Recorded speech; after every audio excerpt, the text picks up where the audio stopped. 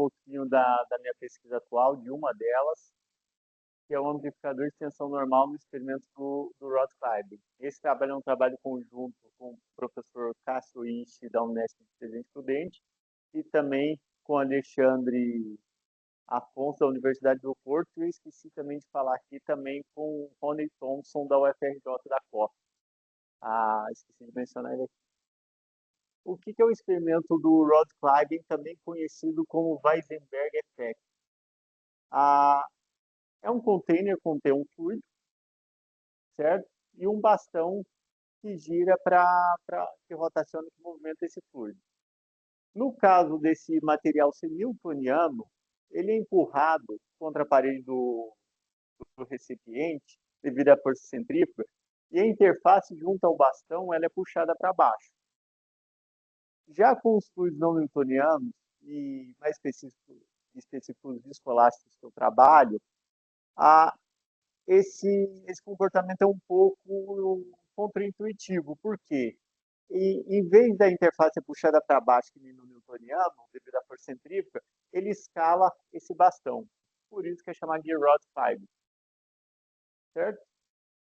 É um, é um experimento, é um problema que há muito tempo em geologia é muito explorado, investigado, devido às propriedades do material que é possível extrair, dada a altura da escalada desse junto ao bastão. Por que esse efeito ocorre?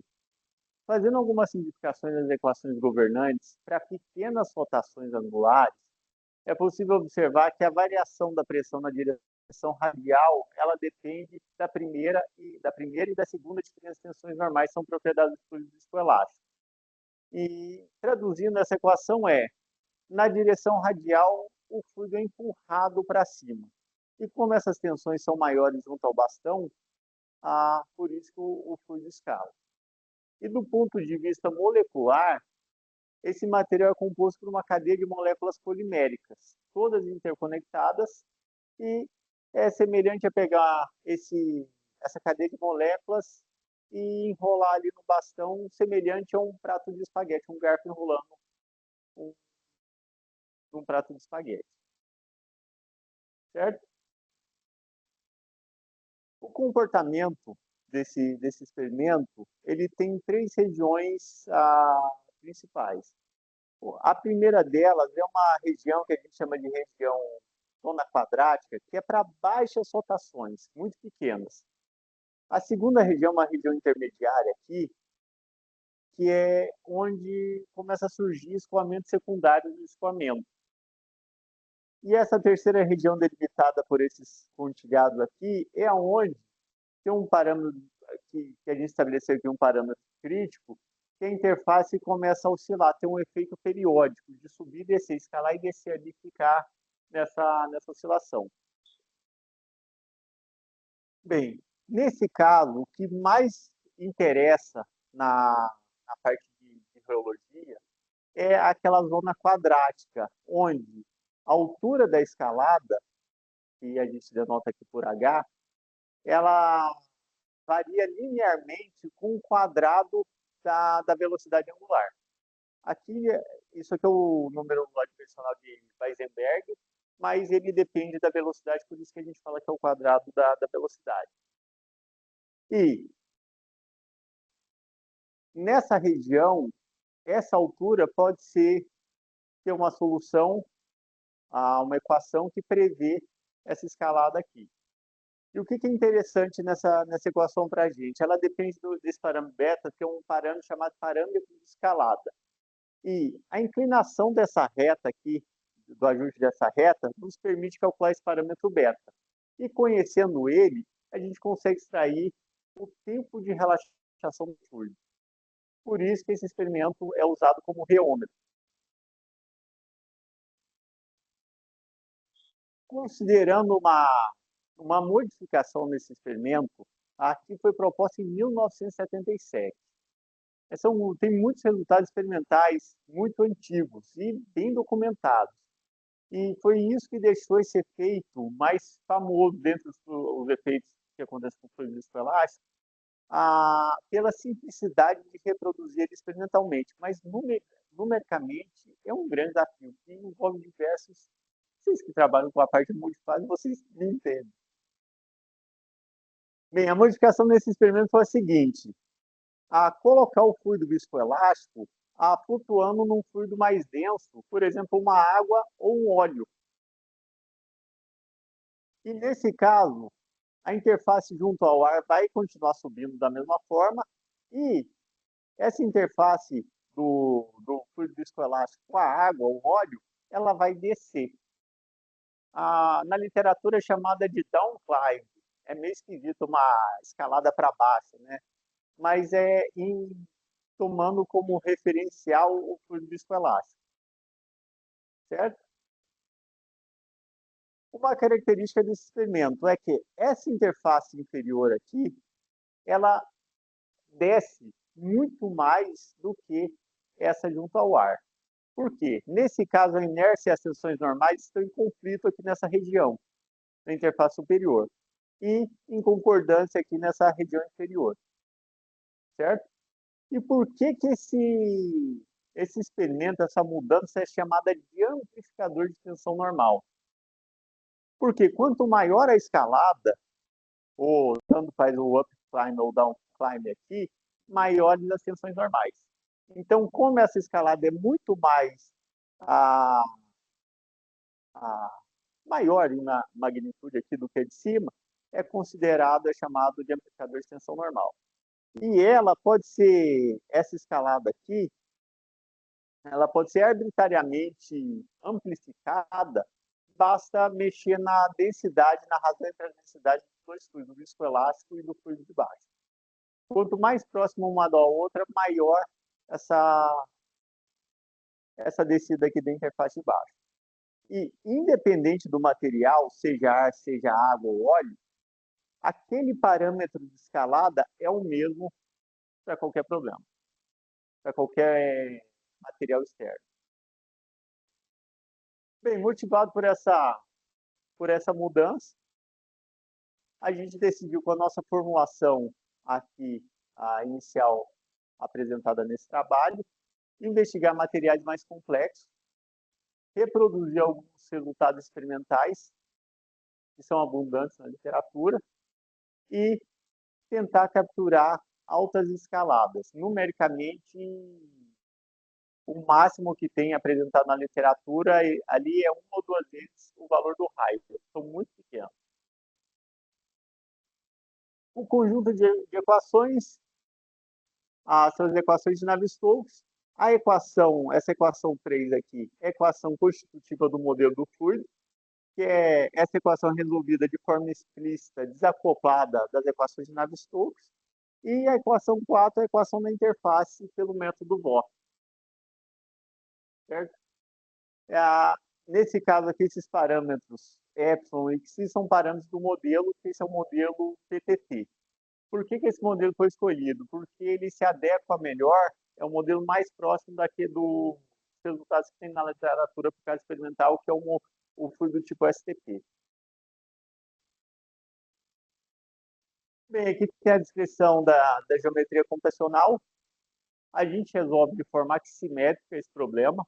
Ele tem outros regimes que perdem a simetria, mas para essas velocidades angulares, para esses parâmetros investigados, ainda mantém a simetria, então dá para fazer essa simplificação. Como o efeito que a gente quer capturar, que é a escalada, ela é uma região muito pequena próxima do domínio, dado o domínio todo, é utilizado um stretching na malha para melhorar a precisão dos resultados nessas regiões. Bem, aqui tem um exemplo, um videozinho do que ocorre nesse efeito. Dá para perceber que aqui tem um fluido newtoniano, aqui, se eu não me engano, é um óleo, porque eu falei no slide anterior que é água, mas esse é só para ilustrar a que eu já tinha pronto lá, mas é semelhante com a água. E aqui eu não sei se dá para ver as recirculações aqui, os escoamentos secundários do fluido viscoelástico. Por causa do projetor, provavelmente quem está no computador a gente consegue observar bem. E é possível observar que a interface de cima ela é menos evidente do que essa escalada de baixo aqui.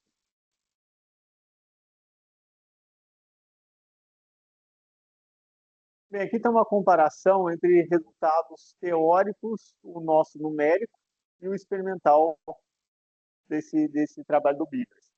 Aqui só tem um shift entre os resultados, que no ajuste, no trabalho lá de 77, essa reta aqui desse ajuste tem que passar pela origem. Eu acho que o gráfico estava um pouquinho cortado, eu ajustei mal, mas eu fiquei depois de acabei esquecendo. Mas se deslocar aqui, os resultados são muito próximos um do outro. E aqui, quando esses pontos começam a se afastar dessa reta, é onde começa aquela região intermediária, que começa o surgimento dos equipamentos secundários.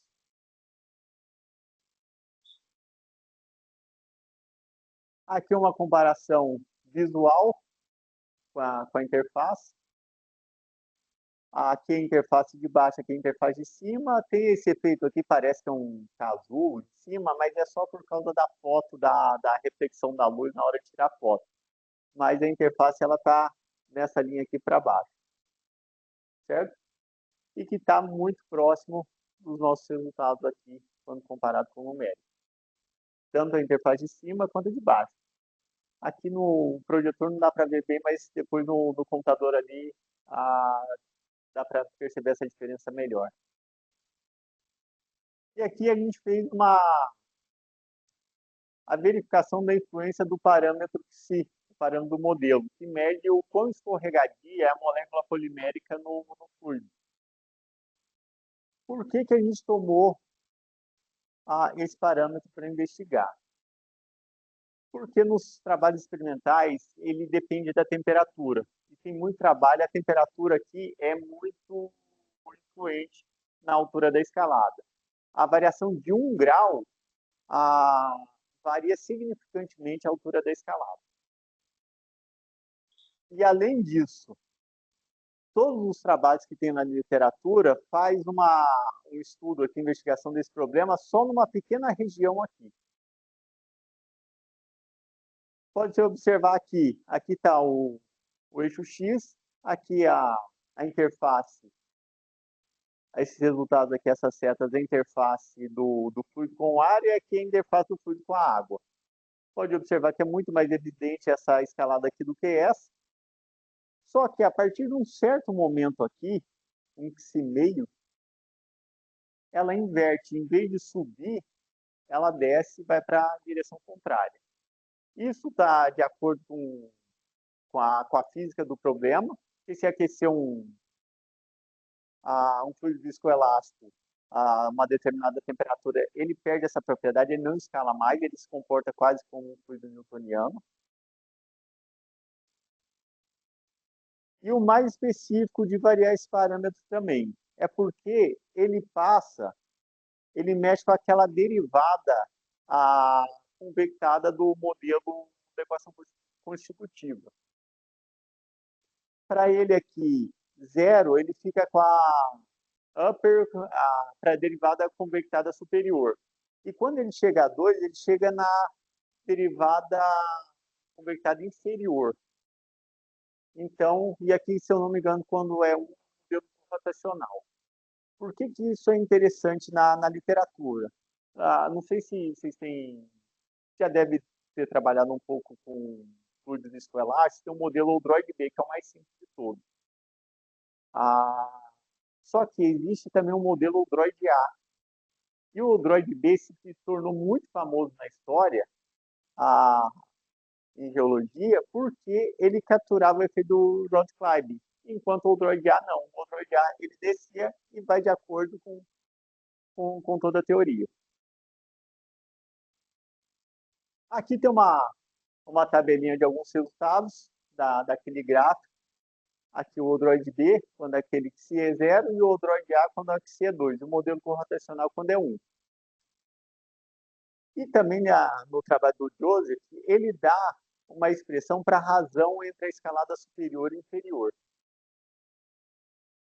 E é dada por essa expressão aqui. Parte tudo daquela equação da escalada da altura anterior daquela região quadrática que eu mostrei, Aí consegue simplificar alguns termos e pode-se observar o seguinte, aqui não depende da elasticidade do material, essa razão, e também não depende da velocidade de rotação, apenas da diferença de densidades entre os materiais, e também esse T aqui é a tensão superficial, a tensão do topo entre fluido e ar e a tensão superficial da interface de baixo entre fluido e o material newtoniano, viscoelástico newtoniano. E para esses parâmetros dessa simulação, essa previsão aqui, essa razão é de 4,59 e que está muito próximo aqui dos resultados numéricos. Só esse último aqui, que distanciou um pouquinho mais, que foi esse ponto aqui, mas acredito que seja por causa da técnica Plick, ali junto à interface, que influenciou nessa pequena diferença. Além disso, uma ideia que surgiu, que a gente está trabalhando nisso também, é que aqui, por não depender do material e da rotação, a gente consegue apenas com as densidades, conhecendo uma tensão superficial, determinar outra. Ou seja, a partir disso, a gente está tentando construir um reômetro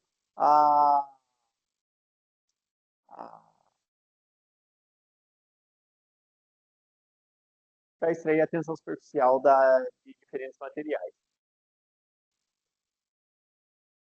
Explorando esse amplificador de tensão normal, a gente pode colocar um fluido viscoelástico mais denso embaixo e um newtoniano menos denso, mas com a densidade próxima, em cima, para observar altas escaladas.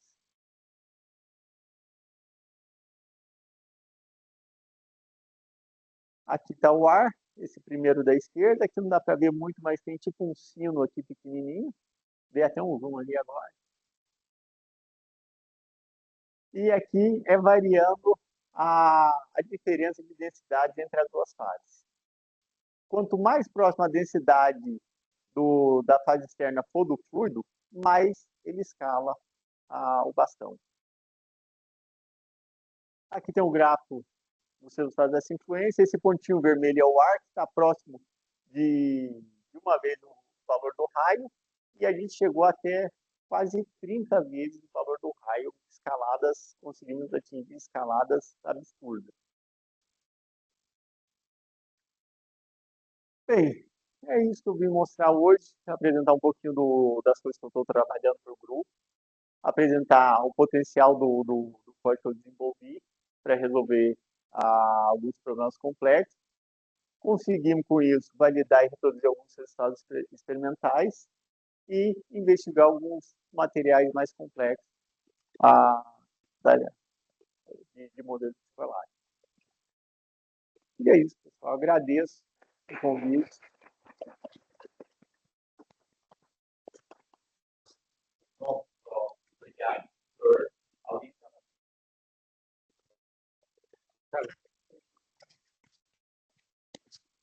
primeiro, parabéns pelo trabalho. Você falou que isso serve para baixas rotações, né? Quando a gente pensa no fluido newtoniano, se a gente aumenta a rotação, a gente pensa que talvez o downclimb, né, aumentaria. O que aconteceria no fluido não newtoniano se aumentasse muito essa rotação? Por que ele não sobe mais? Não, ele sobe mais. Esse resultado aqui é daquele artigo que eu mostrei de 2016. Quanto maior a rotação, mais ele escala. E por quê? Aumentando a rotação, a gente aumenta o número de Weisenberg. Então, ele escala mais. O material aqui é o mesmo, para todos, só que só vai variando a rotação. Para o viscoelástico, ele escala mais. Só que tem um certo limite, em que ele escala tanto ali, que acumula tanto fluido no topo, que ele começa a cair e escorregar, fica tipo um escorregador ali, sobe, escorrega, sobe, escorrega. Ah, entendi. Obrigado. Obrigado.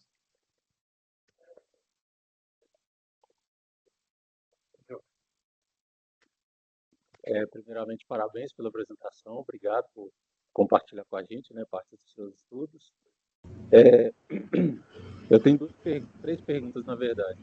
A primeira é, pelo que você tem visto Existe algum tipo de aplicação desse fenômeno ou na indústria ou para alguma coisa do tipo? Sim. Bombeamento, algo assim? Como? Algum tipo de bombeamento para esse tipo de fluido?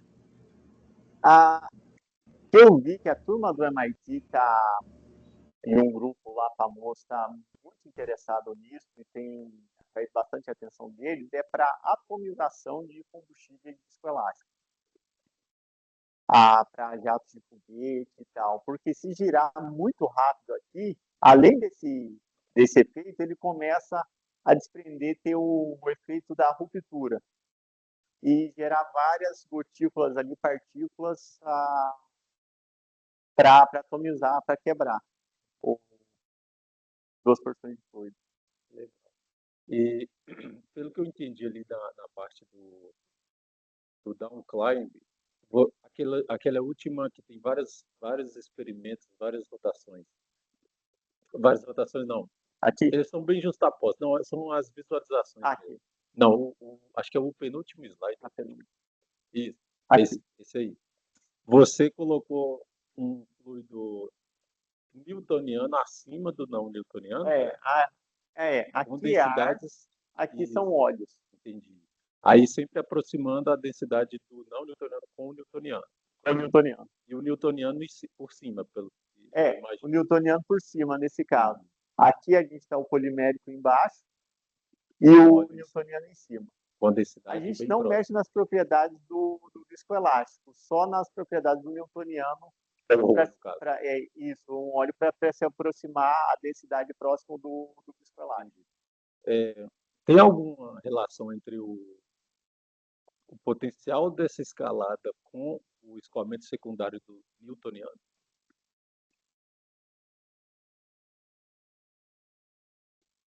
Aqui eu não cheguei a explorar isso Não. ainda. Mas tem esse efeito do rod Cragen exclusivo para fluido newtoniano. Tipo, colocando uma água e um óleo de silicone, ou um óleo de silicone, não sei qual que é mais dentro. E devido aos vórtices que geram ali no escoamento para altas rotações, é observado o efeito do rod Cragen para fluidos newtonianos também. Interessante. E outra coisa, isso aí tem alguma coisa a ver com cascata de chocolate? Essa é a última vez. Eu acho que a cascata de chocolate, aquela do shopping, fica bonitona lá, eu acho que ele vem dentro do tubo, mas tem uma hélice ali para transportar o fluido para cima. Beleza, só isso. Obrigado. Obrigado. Obrigado, Rafael, por ter vindo fazer o seminário. Lucas, na Tecans, em São Carlos, eles estão utilizando algo parecido, né, para fazer arrefecimento de compressores. É um sistema rotativo que pega o óleo lá embaixo e leva, né, aí ele desce de novo, né, arrefecendo, lá em São Carlos. Né? Em São Carlos. Inclusive tem o Sávio que está trabalhando um pouco com isso, né, só que com newtoniano. Que legal. Agora, Rafael, você tem, então, aquele caso de 3 fluidos, né? Você tem um fluido, isso, ar, newtoniano, viscoelástico, e embaixo, Uma água, um óleo, água. newtoniano. Então, você tem as interfaces entre fluido newtoniano e não newtoniano, né? Isso. Você usa o método Wolff, né? Mas quando você vai resolver as EDPs, o termo de efeitos de difusão molecular muda de um fluido para outro, né? Como? Vai mudar de um fluido para outro, né? O fechamento das tensões, Sim. né, muda. Então você tem 2 conjuntos de equações diferenciais que são resolvidos em diferentes domínios. Isso. Na verdade, aqui, dado a característica do experimento, eu tentei ser de forma mais simples, eu resolvo como se tivesse uma interface só. Só que eu faço um fit aqui geométrico e muda as propriedades do que é oscilar dentro do código para simplificar. Eu não coloquei duas equações, é uma só, mas as propriedades ali vão mudar para cada região que eu estiver trabalhando. Não sei se foi essa a ideia. É que você, o termo viscoso, né, das equações, quando você passa de newtoniano para não newtoniano, ele muda. Sim, Então você tem, na verdade, dois tipos de equações, né? sim. E aí eu não sei como é que você administra, porque a interface em si é resolvida com Wolff. É. Né? Agora, quando você muda de um fluido para outro, como é que fica? Você mexe no termo difusivo de forma a adaptar de newtoniano para não newtoniano? Ah, não. Nesse caso aqui, eu uso a fração de volume do Voss Uhum. para calcular as propriedades em cada fase. Uhum. A única coisa que eu mexi de forma geométrica foi entre as duas fases newtonianas, o ar e a água, porque eu uso um bloco simples, é zero para uma fase e um para outra. Uhum. Eu não tenho uma terceira fase lá, não conseguiria calcular nesse sistema uma terceira fase. Então, nessa parte é feito de forma geométrica no código, dado a geometria do problema. Mas do salto de uma para outra, eu resolvo como se fosse multiclássico mesmo, só calculo uma aproximação aqui, uma interpolação para as propriedades na interface usando um bloco, mas resolvo conjunto de equações de Navier-Stokes normal. O modelo de fechamento vai variar suavemente quando você passa pela interface, Isso, de acordo com a espessura Wolff. isso. Tá. Então, no fundo, você tem dois modelos de fechamento das tensões, né? E ele é bem claro no fluido vermelho, no fluido azul, mas na interface ele muda suavemente de um modelo para outro. Isso. Tá. Com a interpolação da fração de volume com as propriedades. Usando a fração de volume. É. Ok. Ok.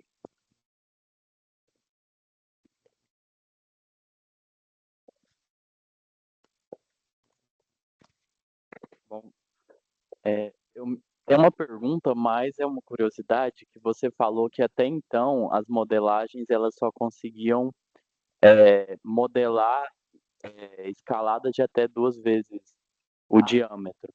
O que vocês fizeram diferente para conseguir modelar escadas cada vez maiores? Bem, é que tem alguns mesos na literatura que não conseguiram atingir patamares mais altos, só que muitos trabalhos são ali de 2010, 2000. É que eles usavam uma malha, uma estrutura ali meio que área adaptativa, mas qual que é o problema? Quando sobe muito, tem as recirculações aqui nos escoamentos secundários que dá uma atrapalhada. E, por exemplo, aqui não dá para perceber, mas tem alguns resultados no estudo lá que depois dá para ver, é que depois dessa região aqui, que sobe muito, tem altas escaladas, tem uma quebra da curvatura aqui também, e que começa a entrar bolha ali, o negócio complica, tem mudança topológica, o break-up merge de porções de fluido, e isso é bastante difícil de tratar dependendo do numérico utilizado. Eu acho que é isso que limitou um pouquinho a observar altas escaladas até agora. Ok.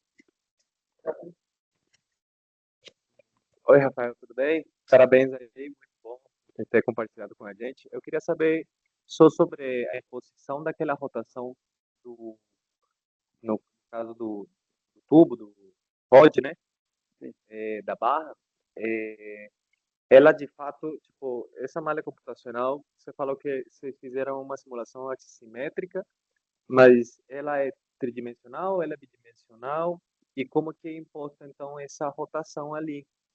É uma fronteira imersa ou ela somente vai até a interface entre o fluido e a barra e se impõe ali as velocidades? Eu queria saber um pouco mais acerca disso. Perfeito. Dada a geometria curva do problema, tanto do bastão quanto do container externo, e da cultura lá de São Carlos também, de usar diferenças finitas e tal, malha retangular, teria que fazer uma fronteira imersa. Mas para evitar isso, é um baita de um trabalho, tem que fazer 3D e tudo mais, e dado a natureza do problema que em alguns regimes ele é assimétrico, Eu só escrevi as equações em coordenadas aximétricas. Só que eu não anulei a velocidade azimutal. Eu calculo ela também. Apesar de ser aximétrica, ser só uma fatia aqui ser 2D, eu calculo tanto a velocidade radial, axial e a azimutal, que é a θ. Eu calculo todas elas. Aí como a fronteira do ROD nas coordenadas cilíndricas e também pela simplificação da aximetria, ela fita ali, ajusta exatamente com a malha, eu não precisei trabalhar com fronteira imersa nesse caso. Obrigado. Boa tarde, Rafael. Eu queria perguntar sobre o código mais, né? A linguagem que você utiliza, quanto que demorou essa simulação, se foi em serial ou em paralelo? O código eu fiz, foi um código que eu desenvolvi durante meu doutorado, foi em linguagem C. Tinha uma versão até então em paralelo, mas vai acrescentando coisa, tem que fazer o paralelismo, aí deixa para outro dia, e no final está com uma versão sequencial. Mas pela aximetria, demora muito.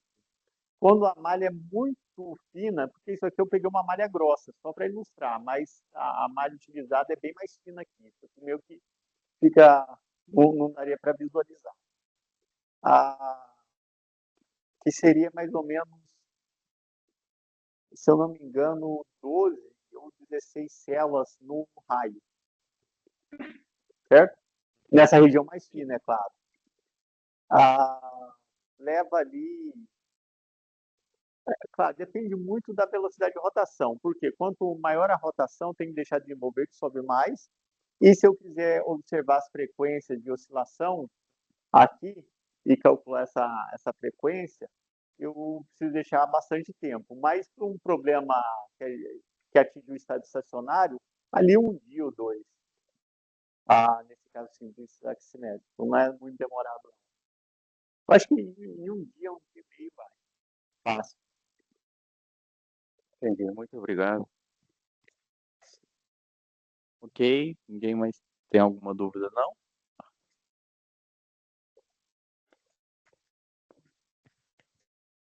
Rafael, tem entre os fluidos e o sólido, tem ali o que é conhecido como um contato triplo, né? Isso está sendo levado em conta? É considerado o ângulo de contato estático de 90 graus. Até é uma pergunta interessante, que recente, nesses últimos 3, 4 anos, surgiu bastante, muitos trabalhos avaliando o ângulo de contato nesse experimento. E quando o bastão, às vezes, é muito fino, muito pequeno ali o raio, o ângulo de contato é bem influente. Então, fisicamente precisa considerar, mas aqui eu considerei estático em 90 graus. Aí você calcula uma força adicional entre o fluido e o sólido. Isso, que seria a curvatura ali naquela região, levando em consideração o ângulo de contato. Eu entro no cálculo da curvatura. Tá. É uma força interfacial como em toda interface. Só que no contato a tensão muda, né? O coeficiente da tensão muda, né? Porque Sim. Né? Não é mais fluido, né? É fluido e sólido. Isso. Né? E você acha que isso é importante na altura? É um problema que a gente teve também, quando vai fazer rotações muito altas, tem um certo problema que a gente enfrentou. E como que a gente conseguiu contornar isso? Porque se a gente for uma rotação aqui muito rápida, isso aqui vai subir muito, muito ligeiro. E devido a esse tratamento desse ângulo de contato da interface junto ao bastão ali, entre os dois fluidos e o sólido, ele gera meio que uma curvatura e começa a entrar bolhas, segurar bolhas aqui junto ao bastão. Então, a gente criou uma regularização na velocidade, para ela começar a subir devagarzinho, até estacionar depois de um tempo.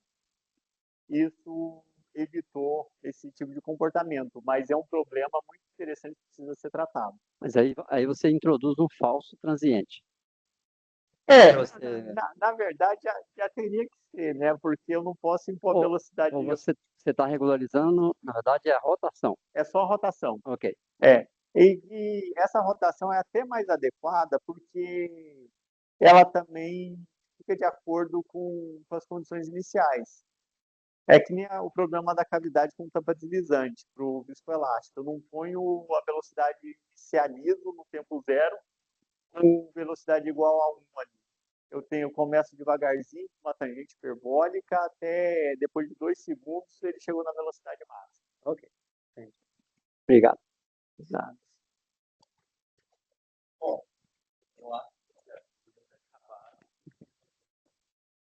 Mais uma vez, eu queria te agradecer, professor, por ter aceitado o convite ainda em julho, mas deu certo em agosto.